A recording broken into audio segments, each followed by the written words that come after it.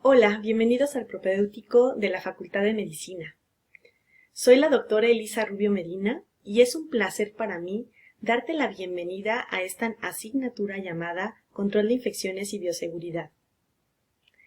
Vamos a empezar con esta primera sesión, la cual se llama Transmisión de enfermedades en el entorno médico-odontológico. El trabajador de la salud, por su actividad diaria, va a estar siempre en riesgo de adquirir accidentalmente cualquier tipo de enfermedad infecciosa. ¿Y a qué se debe esto? Pues se debe al contacto con pacientes que tienen fluidos biológicos como la sangre y algunos otros, y también cuando tienen contacto con cultivos o que realizan aislamientos de microorganismos infecciosos durante el trabajo en el laboratorio. También existe un componente que se le suma a esta situación. ¿Y cuál es? Es la carga de trabajo y el estrés ocupacional, que son factores adicionales que aumentan la probabilidad de que puedan incurrir en errores o en accidentes laborales que lleven a que puedan contraer alguna enfermedad infecciosa. ¿Y cuáles son los resultados de esta exposición frecuente a estos materiales infecciosos? Los resultados son, uno y el más importante, son los daños a la salud del personal o a los trabajadores de la salud. También las pérdidas de horas laborales sin importar en qué medio se desenvuelva este trabajador de la salud.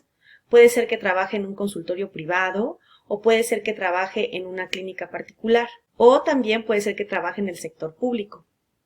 Y también es importante mencionar que para las instituciones públicas esto se va a reflejar en pagos por incapacidad y por lo tanto van a perder trabajo de elementos muy valiosos para esa institución.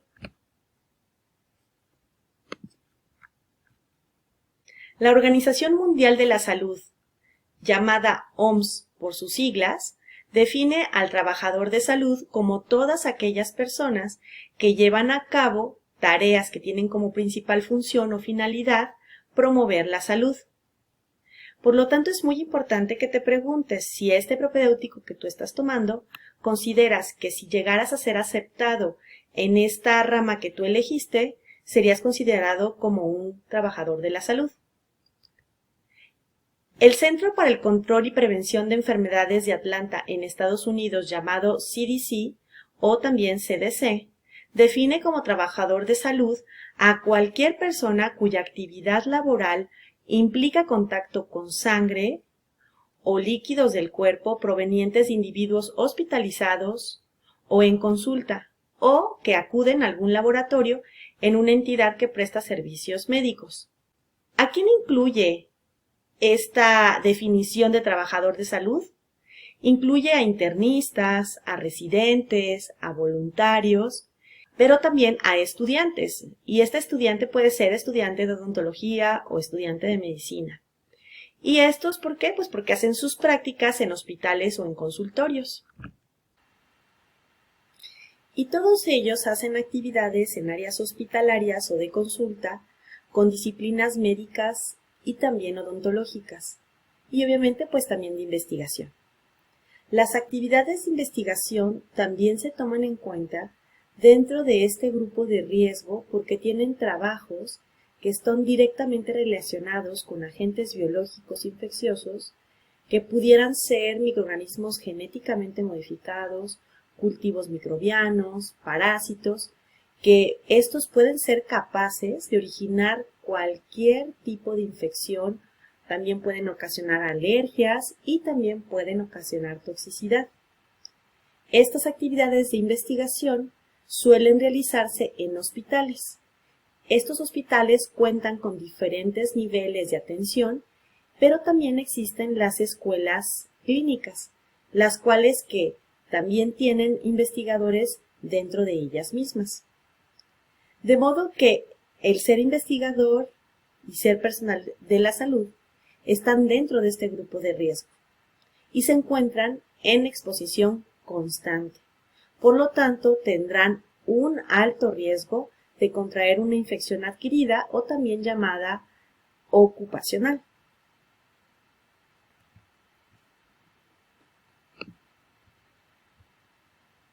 También es importante mencionar y no olvidarnos de ellos que las personas que se encuentran en los laboratorios también son considerados trabajadores de salud, ya que ellos reciben material por parte de los odontólogos, por ejemplo, como lo que estamos viendo en esta imagen.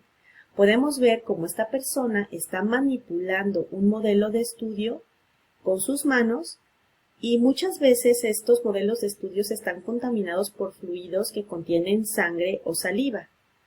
Y estos fluidos a la vez pues tienen microorganismos, los cuales se van a quedar impregnados en el material de impresión y este modelo en el que está trabajando, que es un modelo de trabajo, va a tener totalmente impregnado esto que ya mencioné y por lo tanto sus manos van a estar contaminadas de estos líquidos que podrían ser potencialmente infecciosos.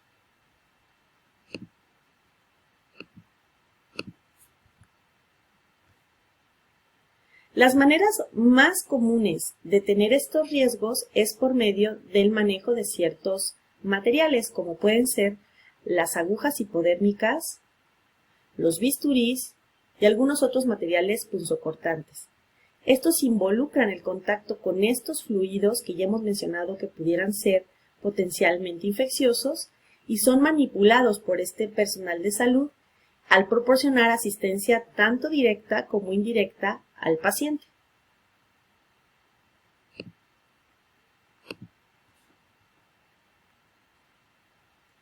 También puede darse este riesgo cuando el trabajador de la salud está atendiendo a algún paciente en una situación de urgencia o de emergencia. En este momento, este personal a lo mejor no es tan cuidadoso al realizar ciertos movimientos y pueden tener contacto directo con fluidos infecciosos que pudieran ponerlos en riesgo tanto su salud como la de los demás. Ahora hablaremos sobre estos accidentes en laboratorio que fueron los antecedentes que dieron a relucir estas enfermedades que ocurrían en el personal de salud que se definieron como infecciones adquiridas o también llamadas ocupacionales. Se originaron en varios reportes de accidentes que se investigaron tanto en laboratorios de microbiología como también en laboratorios de investigación biomédica en los Estados Unidos de América. Y es aquí donde destacan este primer estudio en 1941 realizado por Mayer y Eddy, que publicaron un estudio en el que se reportan 74 personas infectadas por brucela y concluyeron que esto se debió a una mala manipulación de los cultivos o también a una inhalación accidental de polvos que contenían ese agente infeccioso. Otro reporte también de la misma época fue por Sulken y Pike en 1949, en el cual publicaron su primer estudio sobre infecciones adquiridas en los laboratorios y reportan 222 casos de infecciones virales, de las cuales 21 resultaron fatales, siendo un tercio de los casos que tuvieron este tipo de complicación. Y esto estuvo relacionado con la manipulación de animales y también de tejidos infectados. En 1951, Sulkin y colaboradores realizaron otro estudio aplicando un cuestionario a 5,000 personas de ese laboratorio, en donde también fueron contagiados o infectados por brucela. Y la mayoría presentó la brucelosis en el mayor número de casos, seguida de la tuberculosis y después de la fiebre tifoidea. También hubieron infecciones estreptocócicas y el estudio presentó una tasa de mortalidad del 3%. En 1965 se definió que las infecciones más frecuentes eran la brucelosis, la tifoidea, la tuberculosis, la hepatitis y también la encefalitis equina venezolana. Se consideró que debido a la exposición a aerosoles, esa era la fuente de infección que se debía a esta situación, ya que en el 80% de los casos de este trabajo habían tenido este personal de salud tenido contacto con estos microorganismos, ya que no habían contado con ningún tipo de protección. En 1967, Sanson y colaboradores reportaron 428 casos, todos relacionados con arbovirus como resultado de trabajar sin protección en los laboratorios. Y esta es la primera vez que se llega a reportar y se confirma como accidente laboral una infección adquirida en un laboratorio. Los trabajadores estuvieron expuestos a aerosoles generados en ese laboratorio durante un gran tiempo. En 1970, en Dinamarca y Gran Bretaña, se publicó que las infecciones adquiridas en el laboratorio eran la tuberculosis, la hepatitis B y la shigelosis. Y a partir de entonces, los casos con hepatitis se consideraron como una enfermedad ocupacional y con el paso del tiempo estos fueron sujetos de control, es decir, se aplicaron programas de vigilancia epidemiológica contra la hepatitis clínica centrados en la investigación de epidemias, brotes nosocomiales y pruebas serológicas para determinar la hepatitis. En 1983, el CDC o la CDC, que ya hemos mencionado anteriormente qué significa, reportó el síndrome de la inmunodeficiencia adquirida como una infección ocupacional. En muchos países dio lugar a la implementación del sistema de vigilancia contra ella. También esto hizo que se publicaran posteriormente guías actualizadas para poder prevenir la transmisión y el control de esta infección por el VIH. Y es así como fueron establecidas las precauciones universales de bioseguridad que veremos más adelante en esta misma asignatura. A finales de los años 70, Pike realizó un estudio donde concluyó que sí se contaban con el conocimiento, que sí se contaba con las técnicas y que también se contaba con el equipo para prevenir la mayoría de las infecciones adquiridas en los laboratorios, pero que no existía un código o un estándar o una regla de oro o una norma que les dijera cómo usar los equipos o estas mismas técnicas para protegerse contra la gran variedad de agentes infecciosos que tenían los laboratorios. Por lo tanto, se crearon manuales y documentos. Uno de ellos fue el Manual de Clasificación de Agentes Etiológicos con base en el riesgo. Y esta publicación sirvió de punto de partida para generar otras similares como la de la Organización Mundial de la Salud, que se hizo en Ginebra, Suiza, la cual es el Manual de Bioseguridad en el Laboratorio, que es este que podemos ver en la imagen. Y por otra parte, los Institutos Nacionales de Salud, en conjunto con el CDC de Estados Unidos de América, publicaron bioseguridad en laboratorios de microbiología y biomedicina. Esto dio origen a una disciplina que se llama la bioseguridad, y actualmente son los documentos de consulta internacional más demandados en esta materia.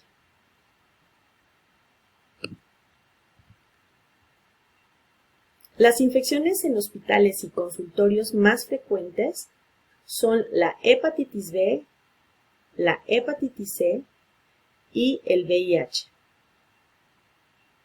siendo la principal causa de incapacidad prolongada por infecciones adquiridas en el hospital a nivel mundial la hepatitis B, o también la consecuencia de exposición laboral por la falta o mala aplicación de precauciones universales que obviamente vamos a ver más adelante en alguna otra sesión.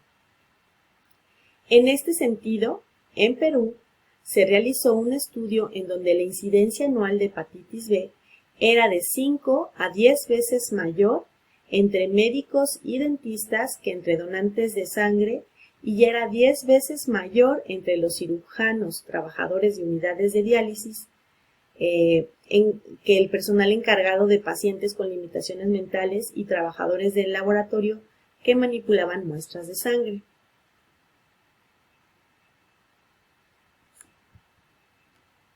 Los trabajadores de la salud con mayor riesgo de infecciones ocupacionales son los médicos, los dentistas, los paramédicos, las enfermeras, los camilleros, el personal de quirófano, el personal de limpieza y lavandería y también los laboratoristas clínicos y de investigación. Ahora hablaremos de las enfermedades transmisibles. Antes de entrar de lleno a explicarte sobre las enfermedades transmisibles, es importante que te defina primero cuáles son los mecanismos de transmisión para que éstas se puedan generar. Y para eso necesito mencionarte o explicarte 3 conceptos muy importantes que son la clave de los mecanismos de transmisión. Estos son el agente, el huésped y el reservorio. El agente es un factor que puede ser un microorganismo, sustancia química o forma de radiación, cuya presencia, que puede ser tanto excesiva como relativa, es esencial para que ocurra cualquier enfermedad. De tu lado derecho podrás ver cuáles son estos agentes, que pueden ser tanto biológicos como no biológicos. Voy a hacer esta imagen mucho más grande para que puedas observarla mejor. Los biológicos o los agentes biológicos están formados por bacterias, protozoarios, metazoarios, hongos, rickettsias, virus y priones. Los no biológicos están formados o conformados por químicos y físicos. El día de hoy solamente hablaremos de enfermedades transmisibles y estas comúnmente se pueden generar solamente por mecanismos o agentes biológicos. Ahora vamos a definir lo que es un huésped. Un huésped es una persona o un animal vivo que en circunstancias naturales permiten la subsistencia o el alojamiento de un agente infeccioso. Quiere decir que una persona puede ser la que tenga ese agente infeccioso y que la aloje en su cuerpo y de alguna manera la expulse para poder contagiar a otras personas, pero también puede ser un animal vivo. Y te voy a poner un ejemplo. En el año 2002 surgió una nueva enfermedad llamada SARS, que significa síndrome respiratorio agudo grave. Tenía como huésped intermediario a la civeta, que es un animal vivo. Y de ese animal vivo puedo subsistir ese material o alejar ese material infeccioso y después llevarlo al ser humano. Recordemos que este huésped también podría ser algún paciente, o sea, cualquier ser humano o nosotros mismos como personal de la salud. Ahora hablaremos de lo que es el reservorio. El reservorio es el hábitat normal en el que vive, se multiplica y o crece un agente infeccioso. Ya que tenemos definidos estos 3 conceptos, vamos a definir el mecanismo de transmisión. ¿Qué es el mecanismo de transmisión? Es el modo de transmisión, es la forma en el que el agente infeccioso se transmite del reservorio al huésped. Ahora voy a hablarte sobre los diferentes tipos de mecanismos de transmisión. El primero de ellos es la transmisión directa, que se define como la transferencia directa del agente infeccioso a una puerta de entrada para que se pueda llevar a cabo la infección. Se denomina también la transmisión de persona a persona. Esto puede ocurrir por rociado de gotillas, como puedes ver en la imagen. Estas gotillas tienen que salir en forma de aspersión y se llaman gotas de flujo, que pueden caer en las conjuntivas, en las membranas mucosas de la nariz o de la boca. Y esto puede ser al toser, al escupir, al hablar o al cantar. pero también puede ser cuando haya un contacto directo al tocar, al besar o al tener relaciones sexuales.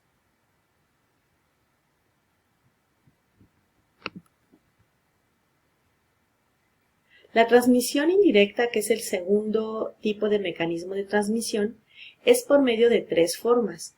Una es por medio de vehículos de transmisión o conocidos también como fómites. Esto se refiere que es a través de objetos o materiales contaminados, tales como pañuelos, instrumentos quirúrgicos, alimentos, productos biológicos y también por modelos de estudio, que ya lo pudimos ver anteriormente en unas diapositivas anteriores.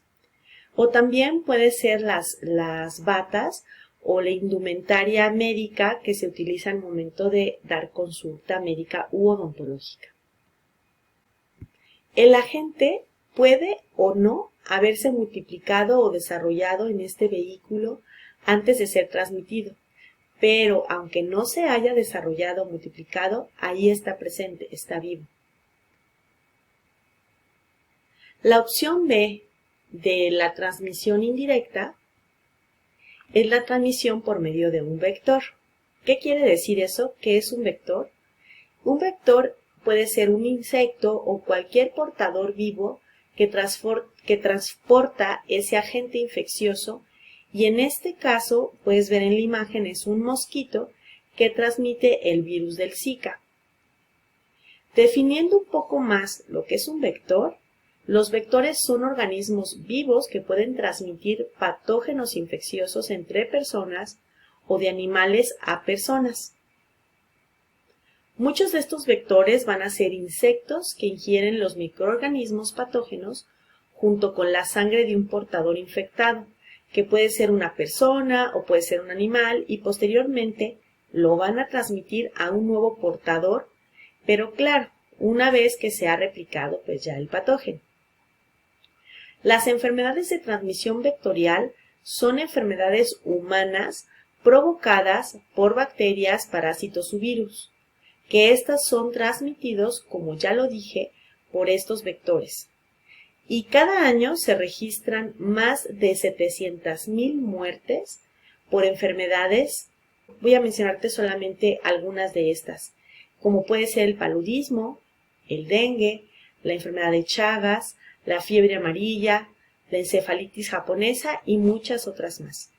Comúnmente esto se ve en poblaciones más pobres y en zonas tropicales o subtropicales. La opción C de los mecanismos de transmisión, que es la diseminación de aerosoles microbianos que van a ser transportados hacia cualquier puerta de entrada. Las puertas de entrada pueden ser los ojos, la nariz o también la boca. En este caso estaríamos hablando de la cara, pero pueden haber algunas otras puertas de entrada que tengan nuestro cuerpo, pero generalmente los aerosoles van a ser transmitidos mediante el tracto respiratorio. Es la forma más eficiente en la que pueden transmitirse. Los aerosoles microbianos, ¿qué van a hacer o por qué son tan importantes conocerlos? Pues son importantes porque son suspensiones aéreas de partículas constituidas total o parcialmente por microorganismos. Estas partículas tienen un diámetro de 1 a 5 micras, o sea, son muy pequeñas, y llegan fácilmente a tus alvéolos del pulmón y pueden ahí permanecer. También estas mismas partículas, al ser tan pequeñas, pueden quedar suspendidas en el aire por largos periodos de tiempo. Algunas mantienen su efectividad o su virulencia, pero algunas otras las van a perder y van a resultar no patógenas. Las partículas de mayor tamaño, que estén más grandes, se van a precipitar. ¿Y qué se refiere precipitar? Pues que su peso es demasiado y pueden llegar a caer a algún objeto o al suelo. Ahora empezaremos a hablar sobre específicamente enfermedades transmisibles y vamos a empezar por el síndrome de la inmunodeficiencia adquirida, SIDA. Este está originado por medio del virus de la inmunodeficiencia humana. Entre 1978 y 1981 aumentó la prevalencia de personas que padecían neumonía y también estas personas presentaban sarcoma de Kaposi, que como ya hemos visto es una patología que se encuentra en el paladar de los pacientes. Todo esto fue identificado en los Estados Unidos de América. La infección que conlleva esta neumonía y el sarcoma de Kaposi van a ser enfermedades que en este momento eran muy poco conocidas. Se reportaban solamente en pacientes con gran inmunosupresión celular o a lo mejor en individuos que recibían quimioterapias muy agresivas o también podrían padecer alguna enfermedad de médula ósea o tenían alguna terapia inmunosupresora para trasplantes, pero nunca habían visto en alguna otra enfermedad que presentaran este tipo de signos. En estos casos, la causa de la inmunosupresión era totalmente desconocida. A medida que los casos se fueron acumulando en Estados Unidos de América, se encontraron factores de riesgo que tenían en común estas personas que padecían esta enfermedad. La mayoría eran hombres, consumían heroína, eran de nacionalidad haitiana, eran homosexuales y también eran hemofílicos. Y es así como en Estados Unidos un grupo de expertos definió esta enfermedad como el síndrome de la inmunodeficiencia adquirida y así pues para facilitarlo y darle un seguimiento a esta enfermedad. Hasta 1984 es que se puede dar con qué agente estaba provocando esta enfermedad, el cual fue observado en los tejidos de estos pacientes que se iban encontrando conforme iba pasando el tiempo, el cual se definió este virus como el virus de la inmunodeficiencia humana.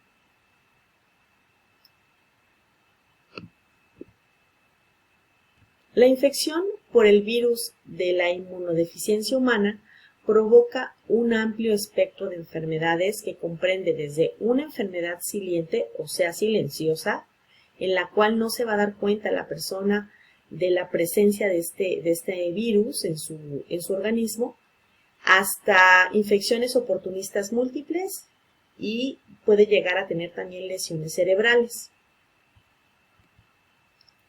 Su modo de transmisión es variado, puede ser por contacto sexual o también por vía vertical. Esta vía vertical se refiere a que la mamá transmite este virus al hijo, pero lo que más nos compete a nosotros en el tema que estamos viendo hoy es a través de la sangre o productos sanguíneos infectados, debido a que esto se puede dar durante las maniobras realizadas con instrumentos punzocortantes, como puede ser el bisturí o algún material punzocortante que estemos manejando. Y estos materiales tendrían que estar contaminados con este virus para que pudiera haber un riesgo. El riesgo que corremos los trabajadores de salud con sangre contaminada por pinchazos accidentales con agujas potencialmente contaminadas se estima que es menos del 1%. Como ya lo había mencionado, desde 1983 esta enfermedad ha sido considerada como una infección ocupacional, ya que estos tipos de accidente con objetos punzocortantes o pinchazos, con jeringa o con bisturí, puede ser muy probable.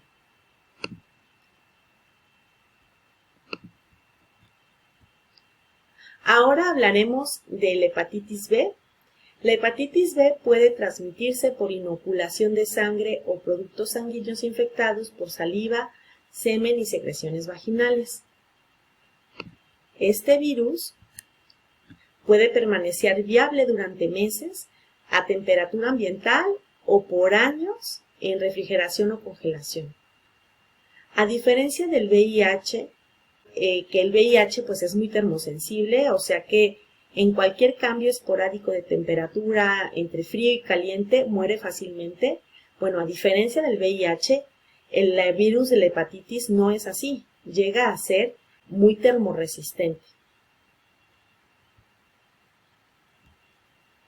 ¿Y quiénes son los grupos de alto riesgo para la hepatitis B? Incluyen a los médicos, dentistas, enfermeros y personal de laboratorio. Ya que este virus, como lo comentaba, al poder resistir altas temperaturas, como bajas temperaturas también, puede llegar a estar muy disponible para estos grupos de alto riesgo. Como ya también lo comenté, en los años 70 se consideró como una enfermedad ocupacional y es muy común en el trabajo hospitalario. Y también se sabe que es el mayor responsable de las infecciones virales para el trabajador de la salud. La tuberculosis es una de las enfermedades más generalizadas y mortíferas del mundo. Se estima que al año 3 millones de personas mueren por esta enfermedad en todo el mundo. La tuberculosis se presenta en forma desproporcionada entre personas en poblaciones con desventaja, como los desnutridos, los desvalidos y los individuos que habitan o que viven en hogares en donde hay muchas personas y con condiciones totalmente deplorables. Aunque también existe una relación directa con un índice cada vez mayor de tuberculosis en individuos que han sido infectados con el VIH. Muchas gracias por escuchar con atención esta asignatura de control de infecciones y bioseguridad. Nos vemos próximamente en la sesión número 2 de esta asignatura. Te saluda la doctora Elisa Rubio Medina. Hasta luego.